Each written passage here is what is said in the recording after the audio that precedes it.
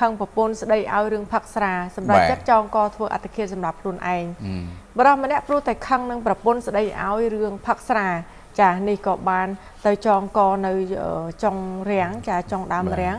ដែលនៅថ្ងៃទី28មិថុនាឆ្នាំ2025ម៉ោង 5:30 នាទីទីភ្លឺម៉ោង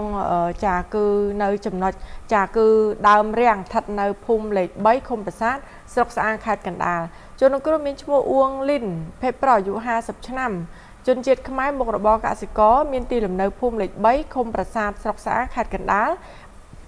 បើតាមភរិយាជនរងគ្រោះបានឲ្យដឹងកាលពីអំឡុង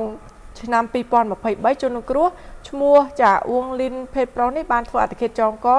នៅក្នុងផ្ទះរបស់ខ្លួនបន្ទាប់មកឈ្មោះសុកសុភាភេទស្រីអាយុ50ឆ្នាំដែលត្រូវជាប្រពន្ធនឹងបានមកជួយសង្គ្រោះទាន់ម្ដងរួចហើយប៉ុន្តែលើកនេះគឺប្រពន្ធស្ដីឲ្យរឿងថាផឹកស្រាជាប្រចាំទៅបបាលបណ្ដាលឲ្យខ្លួនឯងឈឺអញ្ចឹងបើសិនឈឺនឹងបានអ្នកណាមើលនឹងហើយមានតែប្រពន្ធហើយកូននឹងឯងគឺបានមើលប្តីនឹងក៏ខឹងប្រពន្ធជិះទូកចេញទៅបាត់នៅពេលដែលប្រពន្ធដើររកគឺឃើញប្តីចងកសម្រាប់ខ្លួននៅចុងដើមរាំងបាត់ទៅហើយតាមការសន្និដ្ឋានរបស់ជំនាញនិងយោបល់គ្រូពេទ្យជនរងគ្រោះស្លាប់ដោយសារការធ្វើអត្តឃាតចងកស្លាប់ហើយបានបកគោលសពឲ្យក្រុមគ្រួសារយកធ្វើបន់តាមប្រពៃណី